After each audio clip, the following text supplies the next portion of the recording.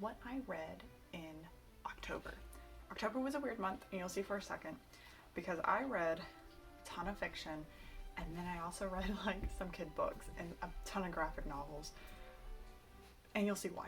The first book I finished was The Tropic of Serpents, and the main character here is super fun. I've read the first book, so this is the second book of the series, and I actually used, this was audiobook for me, and it's just, I love the tone of this book. It sounds just like a real Victorian woman's memoir about dragons. So I called this like Victorian fantasy, and she is researching dragons, and it's like this alternate reality, almost steampunk in a way, and I'm enjoying it, and I'm really looking forward to the other books. But the back of it says, defines family and convention to embark on an expedition to the war-torn country of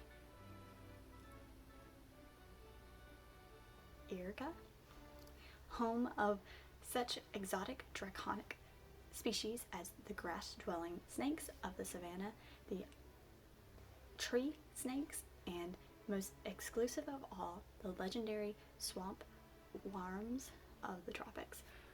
Really fun book. It's very intriguing. I'm going to continue with this series. I'll probably try to finish it eventually, but I'm getting the books from the library, and I just have to wait when they're available. The second book I finished, and I'm amazed I even finished it, was The Way of Kings by Brandon Sanderson. This is a brick of a book. It is literally the size of the bricks on my house. This book, for me, the paperback was 1,252 pages. It was a monster of a book to read. I'm surprised I finished it, but again, I'm not too surprised. I love the way that Brandon Sanderson writes. He kind of reveals the culture and the story as the plot progresses, and you just have to accept what's going on and kind of figure it out as it's slowly explained. So I feel like he has a really well built worlds, and the endings are amazing. I just love that everything comes together, and he has like a climax at the very end, and then he has like another climax at the end. He just leaves you like, oh my gosh, like not even a cliffhanger. Like they're not in the middle of action, but yeah, the story's progressing, but it's just like it all wraps up like the very end, like the last 100 pages or something. It's great. But you follow a man who is a slave, and he is very depressed, fighting depression, and you see why as his like backstory is revealed, and he sets out to protect his group. It's really kind of hard to explain because he's a bridge runner, so these bridge runners are like meant to be killed. They're meant as like disposable slaves to help them with their wars, and he is trying to protect his group as well as he can and hopefully get them freedom, but he's going through depression and hopelessness, and it is a story, let me tell you. Then you also follow a daughter of a minor house who is seeking to study with the king's sister in order to save her family, and she's got some secrets, and she really needs this person to save her family. And yeah, she's got a storyline. It's probably my favorite one. The next one is this about the uncle of the king, and he's having these crazy visions during the storms, and he doesn't really know if he's going crazy or not, but he is trying to fulfill his brother's like wants and to bring everyone together, and he's also fighting that idea that he's going crazy. So he's trying to unite everyone, and kind of you'll see the story unravel with him. Again, this book is a brick, and it took up most of my time, and I'm having a bit of a slow down because of it, but I have it planned for November to read the next book, and I'm just having a little slow down, just a little slow down. And because that was a brick of a book, I read a lot of graphic novels.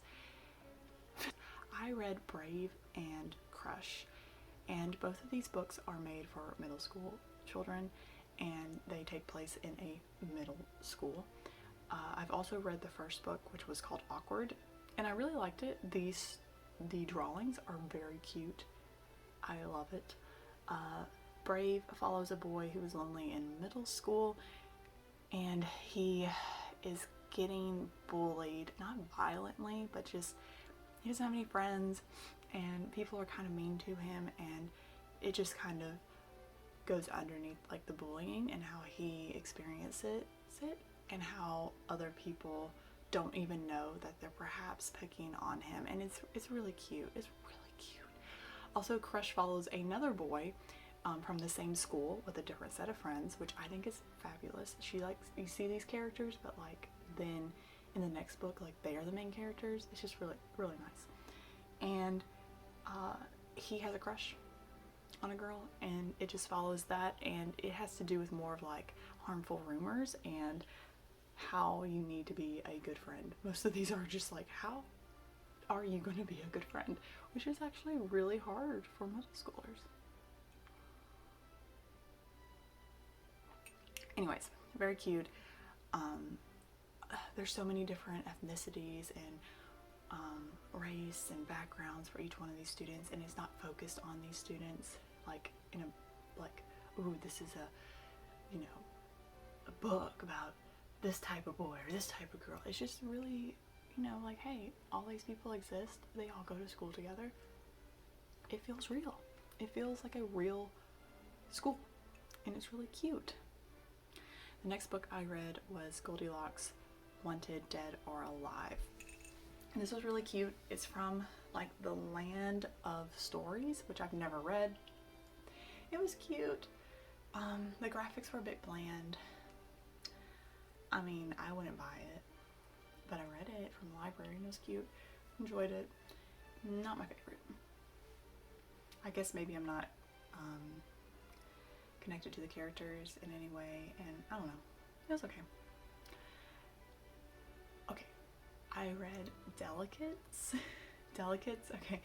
This is from Sheets. So Sheets is the first graphic novel, and Delicates is the second. And this one also deals with bullying and loneliness, and it's so beautiful. It's one of the most beautiful graphic novel books I've ever picked up. It deals with friendship, and it's got a little spookiness to it, but it's not like scary, so this is like a nice fall read.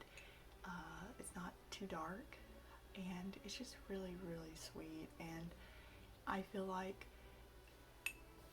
this is a book that you would keep on your shelf because it's so pretty and it's easy to pick up and read again. I definitely enjoyed Sheets, and I was so excited to see a second book by the same person. Okay, moving on to nonfiction. I read one book, and I read the Bullet Journal Method. So this is like the official bullet journaling guide, I guess. And I'm a really big fan of bullet journaling. It didn't work at one point in my life, and so I went to a planner that was different, but this year I actually kept up with it and I simplified it, and I think it's starting to work.